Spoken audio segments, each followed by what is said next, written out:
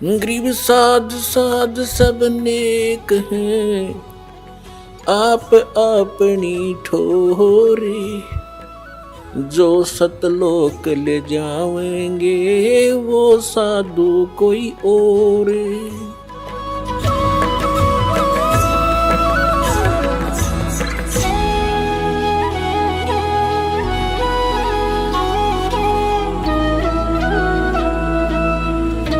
ಈಗ ನಿಮಗೆ ಕೇಳಿಸ್ತೇನೆ ಸೃಷ್ಟಿ ರಚನೆಯ ಬಗ್ಗೆ. ಒಬ್ಬ ಧರ್ಮದಾಸ ಹೆಸರಿನ ಪ್ರೀತಿಯ ಆತ್ಮ ಕಬೀರ ಪರಮೇಶ್ವರ ಅವರಿಗೆ ಸಿಕ್ಕಿದರು. ಧರ್ಮದಾಸರಿಗೆ ಪರಮಾತ್ಮನು ಸಾಕಷ್ಟು ಜ್ಞಾನ ನೀಡಿದರು. ಧರ್ಮದಾಸರು ಏನಿದ್ದರೂ ಅವರು ಭಗವಂತ ಶ್ರೀ ವಿಷ್ಣುವಿನ ಉಪಾಸಕರಾಗಿದ್ದರು ಮತ್ತು ಅವರು ಒಬ್ಬ ರೂಪದಾಸ್ ಹೆಸರಿನ ಗುರುವನ್ನು ಧಾರಣೆ ಮಾಡಿದ್ದರು. ರೂಪದಾಸರು ಹೇಳಿದನುಸಾರ ಧರ್ಮದಾಸರು ಎಲ್ಲ ಕ್ರಿಯೆಗಳನ್ನು ಮಾಡುತ್ತಾ ತನ್ನ ಮನುಷ್ಯ ಜೀವನವನ್ನು ವ್ಯರ್ಥಗೊಳಿಸುತ್ತಿದ್ದರು. परमात्मा कहते हैं गोता मारूं स्वर्ग में जा बैठूं पाताले, कहे कबीर ढूंढता फिरूं अपने हीरे मोती लाल. ಅದೇ ಉದ್ದೇಶದಿಂದ ಪರಮಾತ್ಮ ಆ ಒಳ್ಳೆ ಆತ್ಮಗಳಿಗೆ ಸಿಗುತ್ತಾರೆ, ಅಂದರೆ ವೇದಗಳು ಪ್ರಮಾಣಿಸಿದಂತೆ. ಆ ಲೀಲೆ ಪರಮಾತ್ಮರೇ ಮಾಡುತ್ತಾರೆ ಮತ್ತು ಆ ಲೀಲೆ ಕೇವಲ ಕಬೀರ ಪರಮೇಶ್ವರರೇ ಮಾಡಿದ್ದಾರೆ. ಇದಕ್ಕಾಗಿಯೇ ಕಬೀರ್ ಈಸ್ ಗಾಡ್. ಬಂದಿ ಛೋಡ್ ಕಬೀರ್ ಈಸ್ ಗಾಡ್. ಬಂದಿ ಛೋಡ್ ಕಬೀರರು ಪರಮೇಶ್ವರರಾಗಿದ್ದಾರೆ. ಇವರು ಅದೇ ಪರಮಾತ್ಮ ಕಾಶಿಯಲ್ಲಿ ಬನಾರಸ್ನಲ್ಲಿ ನೇಕಾರನಾಗಿ ನೇಕಾರ ರೂಪದಲ್ಲಿದ್ದರು. ಅದೇ ಸಮಯದಲ್ಲಿ ಅವರು ಒಂದು ತನ್ನ ಪ್ರೀತಿಯ ಆತ್ಮ ಧರ್ಮದಾಸರಿಗೆ ಸಿಕ್ಕಿದರು. ಧರ್ಮದಾಸರು ವಿಷ್ಣುವಿನ ದೃಢ ಉಪಾಸಕರಾಗಿದ್ದರು. ಹಿಂದೂ ಧರ್ಮದಲ್ಲಿ ಜನಿಸಿದ ಕಾರಣ ಅನ್ಯ ಸಾಕಷ್ಟು ಲೋಕವೇದದ ಆಧಾರದಿಂದ ಹೇಳಲ್ಪಟ್ಟ ಕ್ರಿಯೆಗಳನ್ನು ಅದೆಲ್ಲವನ್ನು ಮಾಡುತ್ತಿದ್ದರು. ಅದೇ ಆಧಾರದಿಂದ ಅವರು ವೃಂದಾವನಕ್ಕೆ ಹೋಗಿದ್ದರು.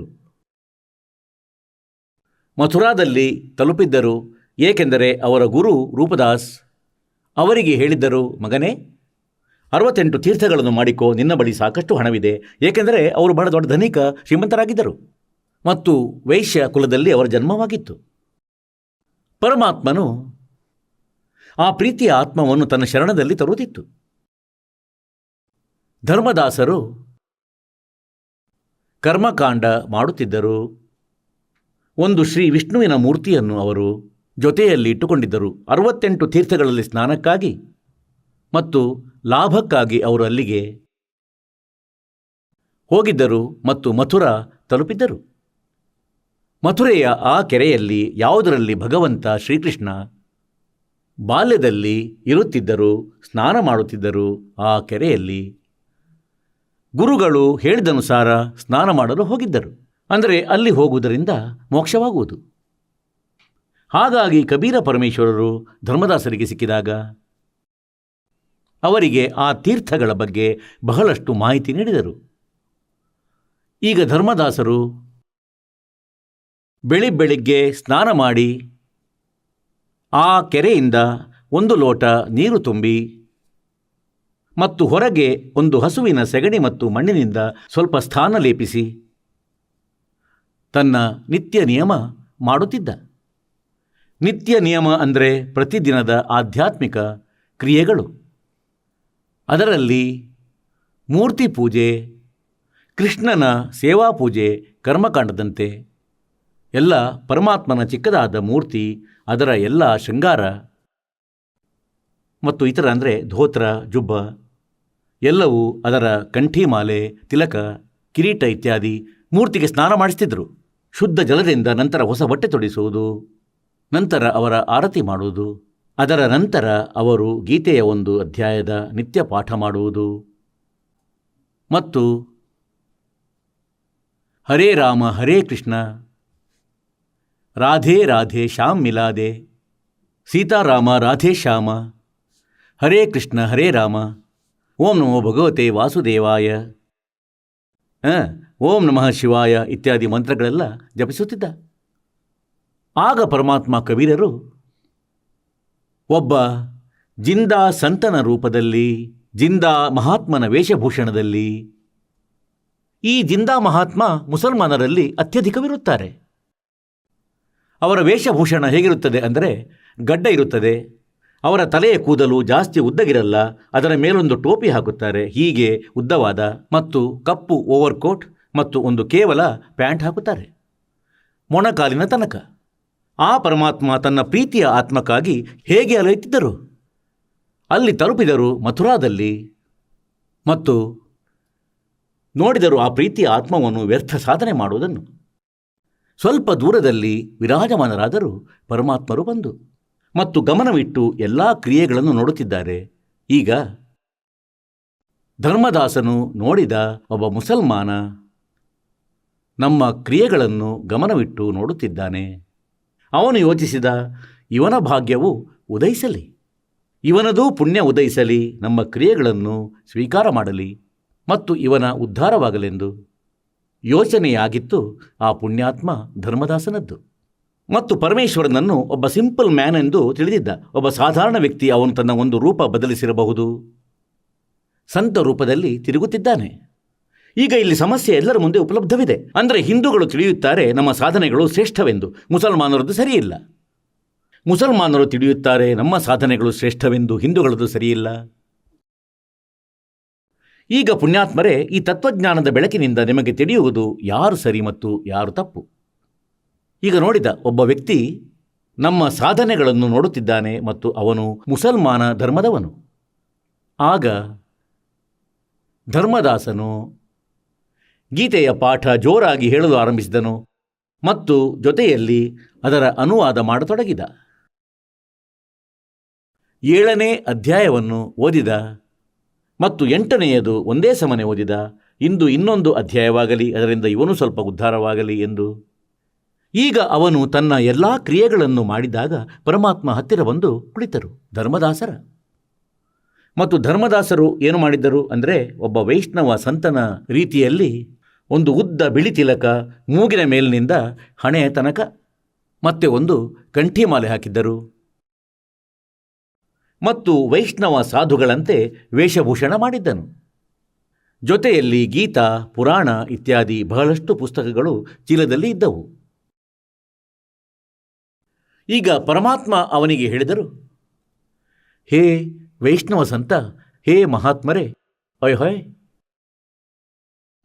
ಪುಣ್ಯಾತ್ಮರೇ, ನೀವು ಬಾಲಕರು, ನೀವು ಮುಗ್ಧ ಮಕ್ಕಳು ಪೂರ್ತಿ.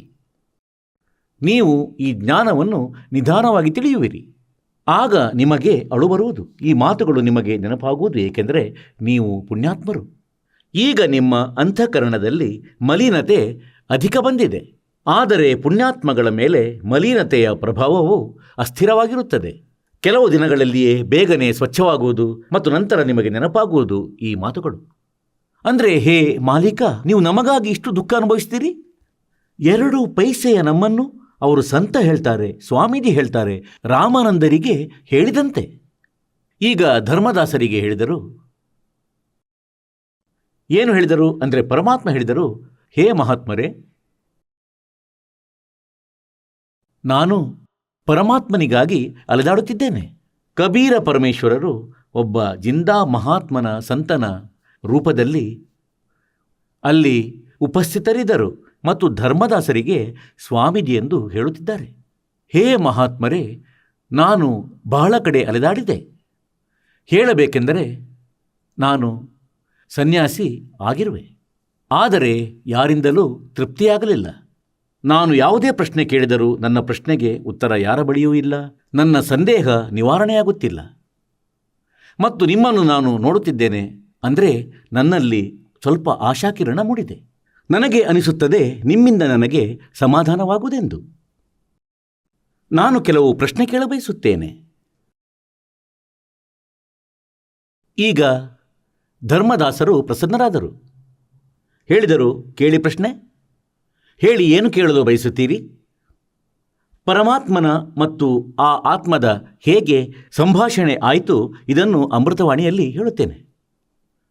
ಪುಣ್ಯಾತ್ಮರೇ, ಯಾವ ಆನಂದ ಪರಮಾತ್ಮನ ಈ ಆಧ್ಯಾತ್ಮಿಕ ಜ್ಞಾನದಿಂದ ನಿಮಗೆ ಬರುವುದು. ಏಕೆಂದರೆ ಇದು ಆತ್ಮದ ಆಹಾರವಾಗಿದೆ, ಆತ್ಮದ ಭೋಜನವಾಗಿದೆ. दर्जिंदे का रूप सैल वृंदावन कीनी, तहाँ मिले धर्मदास करत हैं बहुत अदीनी. बहुरंगी वरियाम कामनी कामी सोई, धर सतगुरु का रूप धनी उतरे हैं लोई. ಹೇಳ್ತಾರೆ, ಗರೀಬ್ ದಾಸ್ ಮಹಾರಾಜರ ಅಮೃತವಾಣಿಯಾಗಿದೆ. ಏಕೆಂದರೆ ಗರೀಬ್ ದಾಸ್ ಮಹಾರಾಜರಿಗೆ ಪರಮಾತ್ಮ ಸಿಕ್ಕಿದ್ದರು. ಊರು ಚುಡಾನಿ, ಜಿಲ್ಲೆ ಝಜ್ಜರ್, ಹರಿಯಾಣದಲ್ಲಿ. 10 ವರ್ಷದವರಾಗಿದ್ದಾಗ ಗರೀಬ್ ದಾಸ್ ಸಾಹೇಬರು ತನ್ನ ಹಸುಗಳ ಗೊಲ್ಲನಾಗಿ ತಮ್ಮದೇ ಹೊಲದಲ್ಲಿ ಹೊರಗೆ ಹೋಗಿದ್ದರು. 10 ವರ್ಷದವರಾಗಿದ್ದರು. ಇನ್ನೂ ಅನೇಕ ಗೊಲ್ಲರಿದ್ದರು. ಆ ಪರಮಾತ್ಮ ಪೂರ್ಣ ಬ್ರಹ್ಮ ಸತ್ಯಲೋಕದಿಂದ ನಡೆದು ಬಂದಿದ್ದರು. ವೇದಗಳು ಪ್ರಮಾಣ ನೀಡುವಂತೆ ಆ ಪರಮಾತ್ಮನು ಮೊದಲೇ ಲೀಲೆಗಳನ್ನು ಮಾಡಿದ್ದಾರೆ. ವೇದಗಳು ಇಂದು ನಮಗೆ ತಿಳಿದಿವೆ. ಇಸವಿ 1727ರಲ್ಲಿ ಆದರಣೀಯ ಗರೀಬ್ ದಾಸ್ ಸಾಹೇಬರು 10 ವರ್ಷದವರಾಗಿದ್ದಾಗ ಆ ಪರಮಾತ್ಮ ತನ್ನ ಸ್ವಭಾವದಂತೆ ತನ್ನ ಗುಣಗಳಿಂದ ತನ್ನ ಲೀಲೆ ಮಾಡುತ್ತಾ ಸಶರೀರ ಸತ್ಯಲೋಕದಿಂದ ಬಂದಿದ್ದರು ಕಬೀರ ಪರಮೇಶ್ವರರು. ಮತ್ತು ಹೊಲಗಳಲ್ಲಿ, ಅಲ್ಲಿ ಕಾಡಿನಲ್ಲಿ ಹಸುಗಳನ್ನು ಮೇಯಿಸುತ್ತಿದ್ದರು. ಅಲ್ಲಿ ಗರೀಬ್ ದಾಸರಿಗೆ ಸಿಕ್ಕಿದರು. ನಂತರ ಗರೀಬ್ ದಾಸರ ಆತ್ಮವನ್ನು, ಆ ಪುಣ್ಯಾತ್ಮವನ್ನು ಶರೀರದಿಂದ ತೆಗೆದು ಮೇಲೆ ಕರೆದೊಯ್ದರು. ಎಲ್ಲಾ ಬ್ರಹ್ಮಾಂಡಗಳನ್ನು ತೋರಿಸಿದರು. ಬ್ರಹ್ಮ, ವಿಷ್ಣು, ಮಹೇಶ್ವರ ಸ್ಥಿತಿ ತೋರಿಸಿದರು. ಪರಬ್ರಹ್ಮ ಮತ್ತು ಪೂರ್ಣ ಬ್ರಹ್ಮನ ಅಂದರೆ ತನ್ನ ಸ್ಥಿತಿಯಿಂದ ಪರಿಚಯಿಸಿದರು. ಮತ್ತು ನಂತರ ಅವರಿಗೆ ದಿವ್ಯ ದೃಷ್ಟಿ ನೀಡಿದರು. ಅವರ ಜ್ಞಾನ ಯೋಗವನ್ನು ತೆರೆದರು. ಅದರ ನಂತರ ಗರೀಬ್ ದಾಸ್ ಸಾಹೇಬರು ಕಬೀರ ಪರಮೇಶ್ವರರ ಕಣ್ಣುಗಳಿಂದ ನೋಡಿದ ಬಹಳ ಸುಂದರವಾಗಿ ಮಹಿಮೆ ಬರೆದಿದ್ದಾರೆ. ಅದನ್ನು ತಮ್ಮ ಸಮಕ್ಷಮದಲ್ಲಿ ದಾಸನು ಓದಿ ಹೇಳುತ್ತಿದ್ದೇನೆ. ಈಗ ಧರ್ಮದಾಸರ ಮತ್ತು ಪರಮೇಶ್ವರರ ಹೇಗೆ ಸಂಭಾಷಣೆ ನಡೆದಿತ್ತು. दर्जंदे का रूप सैल वृंदावन कीनी, तहाँ मिले धर्मदास करते हैं बहुत अधीनी. ಒಬ್ಬ ಜಿಂದಾ ಮಹಾತ್ಮನ ರೂಪ ತಾಳಿ ಹೇಳ್ತಾರೆ, ವೃಂದಾವನದಲ್ಲಿ ತಿರುಗಾಡಲು ಹೋದರು ಪರಮಾತ್ಮ. और वहाँ मिले धर्मदास करते हैं बहुत अधीनी. पर बहुरंगी वरियाम कामनी कामी सोई, दर सतगुरु का रूप धनी उतरे हैं लोई. ಒಬ್ಬ ಸದ್ಗುರುವಿನ ರೂಪ ಧರಿಸಿ ಆ ಧನಿ ಅಂದರೆ ಕುಲದ ಮಾಲೀಕನೇ ಅವತರಿಸಿದರು, ನಡೆದು ಬಂದರು. परम उजागर ज्ञान ध्यान बहुरंगी बाणा, तहाँ मिले धर्मदास आचार विचार दीवाना. ಹಾಯ್ ಪರಮಾತ್ಮ ಹೇಳುತ್ತಾರೆ, ಅಲ್ಲಿ ಆ ಧರ್ಮದಾಸ ಈ ನಕಲಿ ಕ್ರಿಯೆಗಳನ್ನೇ ಮಾಡುತ್ತಿದ್ದ. ಆಚಾರ ವಿಚಾರ ಈ ಕರ್ಮಕಾಂಡಗಳನ್ನೇ ಮಾಡುತ್ತಿದ್ದ. ಅವುಗಳ ಮೇಲೆಯೇ ಆಸಕ್ತನಾಗಿದ್ದ. ಆಗ ಪರಮಾತ್ಮ ಏನು ಹೇಳಿದ್ರು, कौन तुम्हारी जात कहाँ से आए स्वामी, पूछे पुरुष कबीर धनी साहेब नी कामी. ಆ ಪೂರ್ಣ ಪರಮಾತ್ಮ ಆ ಜೀವಾತ್ಮಕ್ಕೆ कहता है, कौन तुम्हारी जात कहाँ से आए स्वामी. ಸ್ವಾಮಿ ಅಂದರೆ ಮಾಲೀಕ. ಹೇ ಮಾಲೀಕ, ನೀವು ಎಲ್ಲಿಂದ ಬಂದಿರುವಿರಿ? ಪರಮಾತ್ಮ ಕೇಳುತ್ತಿದ್ದಾರೆ ಧರ್ಮದಾಸರಿಗೆ. ಏಕೆಂದರೆ ಒಂದೊಮ್ಮೆ ಪರಮಾತ್ಮ ಆರಂಭದಿಂದಲೇ ಅವನಿಗೆ ಅಡ್ಡಿಪಡಿಸಿದರೆ ಧರ್ಮದಾಸರು ಕೇಳುತ್ತಿರಲಿಲ್ಲ. ನಾವು ಅಷ್ಟು ಗರ್ವಪಡುತ್ತಿದ್ದೇವೆ ಎಂದು.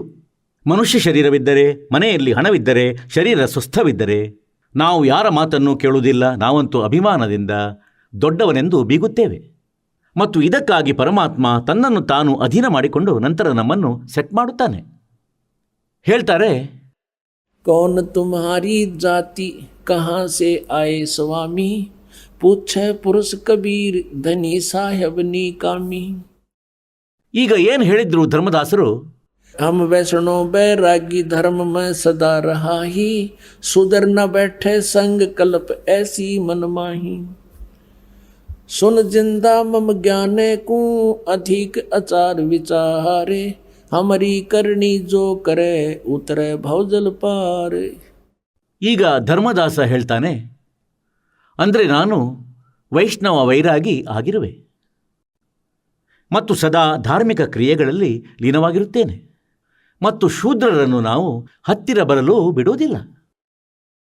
ಏಕೆಂದರೆ ಆ ಸಮಯ ಅಸ್ಪೃಶ್ಯತೆ ಒಂದು ಕಾಯಿಲೆ ಅಂತಿತ್ತು. ಧರ್ಮದಾಸರು ಏನು ಹೇಳುತ್ತಾರೆ ಅಂದರೆ, जिंदा मम ज्ञान को अधिक आचार विचार और अमरी करनी जो करे सो उतर बहुजल पार। ನಮ್ಮ ಪ್ರಕಾರದ ಸಾಧನೆ ಮಾಡಿದರೆ ನಿಮ್ಮ ಉದ್ಧಾರವಾಗುವುದು. ಈಗ ಪರಮಾತ್ಮ ಏನು ಹೇಳ್ತಾರೆ? बोले धनी कबीर सुनो वैष्णो बैरागी, कौन तुम्हारा नाम गाम कहिए बड़वागी। कौन कोम कुल जात कहाँ को गवन किया है, कौन तुम्हारी रहस कौन किन्हें तुम नाम दिया है। ಅಂದರೆ ನಿಮ್ಮ ಗುರುಗಳು ಯಾರು? ನೀವು ಎಲ್ಲಿ ವಾಸಿಸುತ್ತೀರಿ ಹೇ ವೈಷ್ಣವ ಸಂತರೇ? कौन तुम्हारा ज्ञान ध्यान सुमरण है भाई, और कौन पुरुष की सेव कहाँ समाधि लगाई। ಯಾವ ಭಗವಂತ? ಸೇವ್ ಅಂದರೆ ಪೂಜಾ, ಪುರುಷ ಅಂದರೆ ಪ್ರಭುವಿನ. ಯಾವ ಪರಮಾತ್ಮನ ಪೂಜೆ ನೀನು ಮಾಡುತ್ತೀಯ ಮತ್ತು ಎಲ್ಲಿ ಸಮಾಧಿಸ್ಥನಾಗುವೆ? को आसन को गुफा के भरमत रहो सदा ही, सालग सेवन कीन बहुत अति भार उठाई। जोड़ी झंडा धूप दीप तुम अधिक अचारी, बोले धनी कबीर भेद कई हो ब्रह्मचारी। हमको पार लंघाई यो हो परम उजागर रूप, जिंद कह धर्मदास से तुम हो मुक्ति स्वरूप। ಒಂದೊಮ್ಮೆ ಪರಮಾತ್ಮ ಪಂಪ್ ಹೊಡೆದಿದ್ದರೆ ಧರ್ಮದಾಸ ಮುಂದೆ ಚರ್ಚೆ ಮಾಡುತ್ತಿರಲಿಲ್ಲ. ಈಗ ಭಗವಂತನು ಮೊದಲು ಅವನನ್ನು ಚೆನ್ನಾಗಿ ಹೊಗಳಿದರು. ಇವನು ಖುಷಿ ಪಡಲಿ, ಈ ಜೀವಾತ್ಮಗೆ ಪ್ರಭುತ್ವ ಬೇಕೇ ಬೇಕು.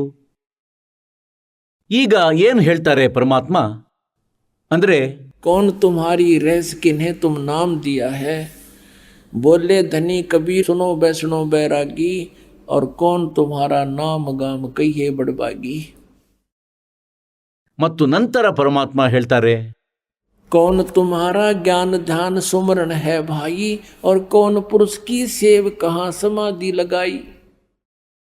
ನಂತರ ಹೀಗೆ ಕೇಳ್ತಾರೆ, ಎಲ್ಲಾದರೂ ವಿಶೇಷ ಸ್ಥಾನವಿದೆಯೇ? ನಿನ್ನದು ಯಾವುದಾದರೂ ಆಶ್ರಮವಿದೆಯೇ? ಅಥವಾ ಯಾವುದೋ ಗುಹೆಯಲ್ಲಿ ಎಲ್ಲಾದರೂ ಇರುವೆಯೇನು? ಅಥವಾ ಹೀಗೆ ಅಡ್ಡಾಡಿಕೊಂಡಿರುವೆಯೇನು? ಅಲೆದಾಡುತ್ತಲೇ ಇರುವೆಯೇನು? ಮತ್ತು ನೀವಂತೂ ಬಹಳ ಜಾಸ್ತಿ ಚೀಲ ತುಂಬಿದ್ದೀರಿ. ಸಾಲಿಗ್ರಾಮ ಮತ್ತು ಅನೇಕ ಧೂಪ ದೀಪ ಪೂರ್ತಿ ಸಾಮಾನು ತೆಗೆದುಕೊಂಡಿದ್ದೀರಿ. जोड़ी झंडा धूप दीप तुम अधिक अचारी, बोले धनी कबीर भेद कई है ब्रह्मचारी। ಮತ್ತೇನು ಹೇಳ್ತಾರೆ? ಪರಮಾತ್ಮ ಹೀಗೆ ಹೇಳಿದರು, हमको पार लगाइयो परम उजागर रूप, जिंद कह धर्मदास से तुम हो मुक्ति स्वरूप। ಪರಮಾತ್ಮ ಹೇಳ್ತಾರೆ, ನನ್ನ ದೋಣಿ ಏನಿದೆ ಅದನ್ನು ಪಾರುಗೊಳಿಸು, ನನಗೆ ದಾರಿ ತೋರಿಸು. ಈಗ ನಂತರ ಏನು ಹೇಳ್ತಾನೆ ಧರ್ಮದಾಸ? ತನ್ನ ಎಲ್ಲ ಹಿಸ್ಟ್ರಿ ಹೇಳುತ್ತಾನೆ. बांधोगढ़ है गाम नाम धर्मदास कही जय, वैसे कुल कुली जात सुधर की नी बात सुनी जय। ನಾವು ಶೂದ್ರರನ್ನು ಹತ್ತಿರ ಬರಲು ಬಿಡುವುದಿಲ್ಲ. ಧರ್ಮದಾಸ ನನ್ನ ಹೆಸರು ಮತ್ತು ಬಾಂಧವಗಢ್ ನನ್ನ ಊರಾಗಿದೆ ಮತ್ತು ವೈಶ್ಯಕುಲದಲ್ಲಿ ನನ್ನ ಜನ್ಮವಾಗಿದೆ. सरगुण ज्ञान स्वरूप ध्यान सा लग की सेवा, मल्ला गिर छरकंद सब संत पूजे देवा। 68 तीर्थ नान ध्यान कर कर हम आए, पूजे सालग राम तिलक गलमाल चढ़ाए। धूप दीप अधिकार आरती करें हमेशा, राम कृष्ण का जाप रटते हैं हम शंकर शेषा। ಧರ್ಮದಾಸರು ಹೇಳುತ್ತಾರೆ, ತಾನು ಏನೇನು ಪೂಜೆ ಮಾಡುತ್ತಿರುತ್ತೇನೆ ಎಂದು. ರಾಮಕೃಷ್ಣರ ಜಪ ಮಾಡುವೆ ಮತ್ತು ಭಗವಂತ ಶಂಕರನ ಪೂಜೆ ಕೂಡ ಮಾಡುವೆನು. नेम धर्म से नेह स्नेह दुनिया से नाही, आरूढ़ बैराग और की मानू नाही। ಧರ್ಮದಾಸರು ಮೊದಲೇ ಯೋಚಿಸಿದರು ಏನಂದರೆ, ಎಲ್ಲಾದರೂ ಇವನು ತನ್ನ ಜ್ಞಾನ ತಿಳಿಸಬಯಸುತ್ತಾನೆ ಎಂದು, ಮತ್ತು ಸ್ಪಷ್ಟಗೊಳಿಸಿದರು, ನಾನಂತೂ ನನ್ನ ಕ್ರಿಯೆಗಳ ಮೇಲೆ ನನ್ನ ಗುರುಗಳು ಹೇಳಿದ ಮಾರ್ಗದ ಮೇಲೆ ಸ್ಥಿರವಾಗಿರುವೆನು. ಬೇರೆ ಯಾರದು ನಾನು ಒಪ್ಪುವುದಿಲ್ಲ. ನನ್ನದು ಫೈನಲ್ ತೀರ್ಮಾನ, ಇದೇ ಮಾರ್ಗ ಮತ್ತು ಇದೇ ವಿಧಿಯೆಂದು. नेम धर्म से नेह स्नेह दुनिया से नाही, और हुड्डम बैराग और की मानू नाही। सुन जिंदे मम धर्म को वैष्णो रूप हमारे, 68 तीर्थ हम किए चिन्ह सिरजनहार। ಈಗ ಧರ್ಮದಾಸ ಹೇಳುತ್ತಿದ್ದಾನೇನೆಂದರೆ, ಕೇಳುವುದಿಂದ ನಾವು ವೈಷ್ಣವ ಸಾಧುಗಳು. ನಾನು ಪರಮಾತ್ಮನನ್ನು ಪ್ರಾಪ್ತಿಸಿಕೊಂಡಿದ್ದೇನೆ. ಹೇಗೆ ಮಾಡಿಕೊಂಡೆ? 68 ತೀರ್ಥ ತಿರುಗಾಡಿ ಸ್ನಾನ ಇತ್ಯಾದಿ ಮಾಡಿ. बोले जिंदा बैन कहाँ से सालिग आए, अर को 68 का धाम मुझे तत्काल बताए। राम कृष्ण का रहे नगर वो कौन कहावे, ये जड़वंत है देवता से क्यों घंट बजावे। ಅಂದರೆ ಯಾವ ಕಲ್ಲಿನ ಮೂರ್ತಿಯನ್ನು ನೀನು ತೆಗೆದುಕೊಂಡು ಅಲೆಯುತ್ತಿರುವೆ, ಇದರ ಮುಂದೆ ಗಂಟೆ ಬಾರಿಸುವೆ, ಈ ಕಲ್ಲಂತೂ ಮಾತಾಡಲ್ಲ, ನಡೆಯಲ್ಲ. ಎಷ್ಟು ದಿನವಾಯಿತು ನೀನು ಇದರ ಪೂಜೆ ಮಾಡುತ್ತಾ? ಎಂದಾದರೂ ಅದರೊಂದಿಗೆ ಚರ್ಚೆ ಆಯಿತೆ? सुने गुने नहीं बात धात पत्थर के स्वामी, कहाँ भर में धर्मदास चीन निज पद नी कामी। बोलत गटकट पूर्ण ब्रह्म धर्म आदू नहीं जाण्या, चिदानंद को चीन डारिये पत्थर पाषाणा। राम कृष्ण करोड़ों गए, धनी एक का एक, जिंद कहे धर्मदास से है, अब बूझो ज्ञान विवेक। ಅಂದರೆ ಸ್ವಲ್ಪನಾದರೂ ವಿವೇಕ ಇದ್ದರೆ ನಿನಗೆ ಈಗ ತಿಳಿದುಕೋ ನನ್ನಿಂದ, ಹೇಗೆ ಈ ಕೋಟ್ಯಾಂತರ ರಾಮಕೃಷ್ಣರು ಸತ್ತು ಹೋದರು ಮತ್ತು ಆ ಮಾಲೀಕೊಬ್ಬನೇ ಇದ್ದಾನೆ. ನೋಡಿ, ಧರ್ಮದಾಸನ ಬುದ್ಧಿ ಎಷ್ಟು ಸ್ಲಿಪ್ ಆಗುತ್ತಿತ್ತು. ಪರಮಾತ್ಮನಿಗೆ ಹೇಳುತ್ತಾನೆ, बोलत है धर्मदास सुनो जिंदा मम बाणी, कौन तुम्हारी जात कहाँ से आए प्राणी। ಪರಮಾತ್ಮನಿಗೆ ಕೇಳುತ್ತಾನೆ, ಎಲ್ಲಿಂದ ಬಂದಿರುವೆ ಹೇ ಜೀವಾತ್ಮ?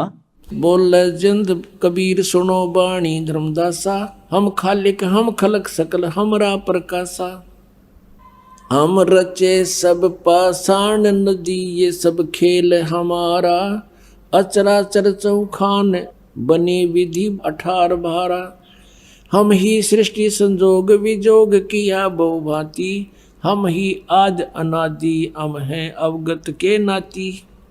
हमसे ब्रह्मा विष्णु ईश है कला हमारी, हम ही पद परवान कल्प कोट युग तारी। हम साहिब सतपुरुष हैं ये सब रूप हमारे, जिंद कहे धर्मदास से शब्द सत घनसार। बोलत धर्मदास सुनो सर्वांगी देवा, दीक्षित पिंड और प्राण कहो तुम अलख अभेवा। ಈಗ ಧರ್ಮದಾಸರು ಪರಮಾತ್ಮನೊಂದಿಗೆ ಚರ್ಚೆ ಆರಂಭಿಸಿದಾಗ ಪರಮಾತ್ಮ ಅವರಿಗೆ ಕೇಳಿದರು ಏನೆಂದರೆ, ಹೇ ಸ್ವಾಮಿಗಳೇ, ದಯವಿಟ್ಟು ನನಗೆ ಆಧ್ಯಾತ್ಮಿಕ ಜ್ಞಾನವನ್ನು ನೀಡಿ, ನಾನು ಬಹಳ ಅಲೆದಾಡಿರುವೆ. ಈಗ ಧರ್ಮದಾಸರು ಹೇಳಿದರು, ನಾನು ರಾಮಕೃಷ್ಣರ ನಾಮ ಜಪಿಸುತ್ತೇನೆ ಮತ್ತು ಶಂಕರನ ಪೂಜೆ ಕೂಡ ಮಾಡುತ್ತೇನೆ ಮತ್ತು ವಿಷ್ಣು ನನ್ನ ಇಷ್ಟದೈವ ರೂಪದಲ್ಲಿ ಪೂಜ್ಯನು. ನಾನು ರೂಪದಾಸ್ ಹೆಸರಿನ ಗುರುವಿನಿಂದ ಉಪದೇಶ ಕೂಡ ಪಡೆದಿದ್ದೇನೆ ಮತ್ತು ಗೀತೆಯ ನಿತ್ಯ ಪಠಣೆ ಮಾಡುತ್ತೇನೆ. ಜಿಂದಾ, ನೀವು ಕೂಡ ಹೀಗೆಯೇ ಕ್ರಿಯೆ ಮಾಡಿ, ನಿಮ್ಮ ಕಲ್ಯಾಣವಾಗುವುದು. ಈಗ ಪರಮಾತ್ಮ ಹೇಳಿದರು ಏನೆಂದರೆ, ನೀವು ಭಗವಂತ ವಿಷ್ಣು ಭಗವಂತ ಶಂಕರನ ಪೂಜೆ ಮಾಡುತ್ತೀರಿ ಮತ್ತು ನೀವು ಪ್ರತಿದಿನ ಗೀತೆಯ ಪಠಣೆಯನ್ನು ಮಾಡುತ್ತೀರಿ. ಧರ್ಮದಾಸರು ಹೇಳಿದರು, ಖಂಡಿತ ಸರಿಯಾಗಿದೆ. ಆದರೆ ನೀವು ಧರ್ಮದಾಸರೇ ಒಂದು ಮಾತು ಹೇಳಿ. ಒಂದು ಸಮಯದಲ್ಲಿ ಒಬ್ಬ ರೈತನಿಗೆ ವೃದ್ಧಾವಸ್ಥೆಯಲ್ಲಿ ಒಬ್ಬ ಪುತ್ರ ಪ್ರಾಪ್ತಿಯಾದ ಮತ್ತು ರೈತ ಯೋಚಿಸಿದ ಏನೆಂದರೆ, ಈ ಪುತ್ರ ಯುವಕನಾಗುವಷ್ಟರಲ್ಲಿ ಹೇಳಲಾಗದು, ನನ್ನ ಮೃತ್ಯುವೂ ಆಗಬಹುದು. ಮತ್ತು ಅವನು ಯೋಚಿಸಿದನೇನೆಂದರೆ, ನಾನು ನನ್ನ ಕೃಷಿಯ ಅನುಭವವನ್ನು ಬರೆಯುತ್ತೇನೆ.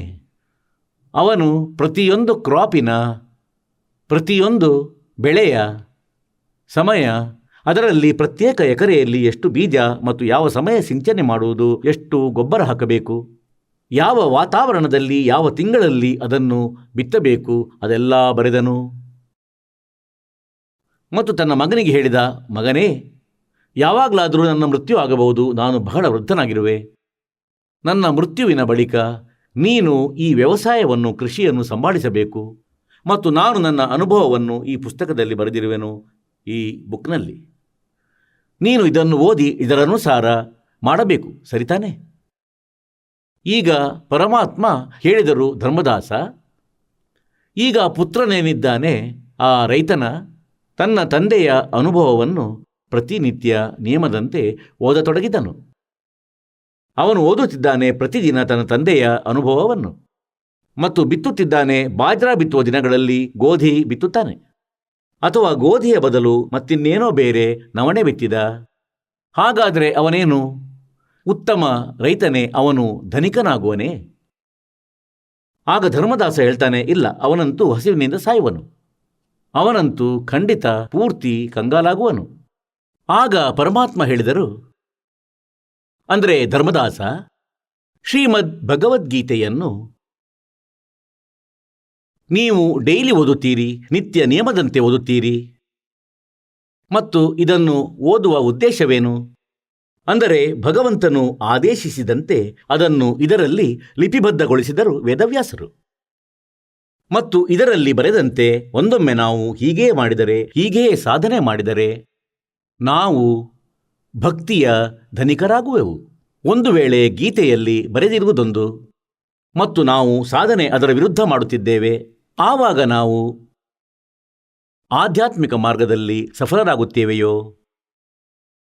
ಈಗ ಧರ್ಮದಾಸರು ಹೇಳಿದೊಳಗಿದರು, ತಮ್ಮ ಮಾತಂತೂ ಸರಿಯಾಗಿದೆ. ಆಗ ಪರಮಾತ್ಮ ಹೇಳಿದರು, ನೀವು ರಾಮ ರಾಮ, ಹರೇ ಕೃಷ್ಣ ಹರೇ ರಾಮ, ರಾಧೇ ಶ್ಯಾಮ ಸೀತಾರಾಮ ಮತ್ತು ಶ್ರೀಕೃಷ್ಣ ಮತ್ತು ವಿಷ್ಣು ಮತ್ತು ಶಂಕರ ಭಗವಂತನ ನಾಮ ಜಪಿಸುತ್ತೀರಿ. ಗೀತೆಯಲ್ಲಿ ಎಲ್ಲಾದರೂ ಇದರ ಆದೇಶವಿದೆಯೇ? ಈಗ ಅವನಿಗೆ ಗೊತ್ತಿತ್ತು ಇದಂತೂ ಎಲ್ಲಿಯೂ ಬರೆದಿಲ್ಲವೆಂದು.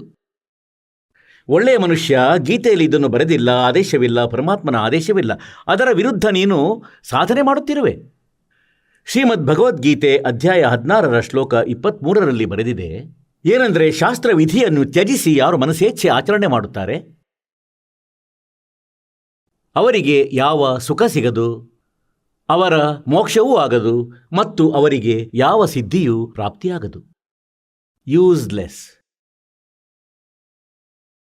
ಧರ್ಮದಾಸರಂತೂ ಡೈಲಿ ಓದುತ್ತಿದ್ದರು ಗೀತೆಯನ್ನು.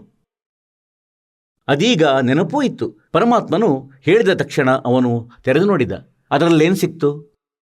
ಪರಮಾತ್ಮ ಏನು ಹೇಳುತ್ತಿದ್ದರೋ ಅದೇ ಸಿಕ್ಕಿತು.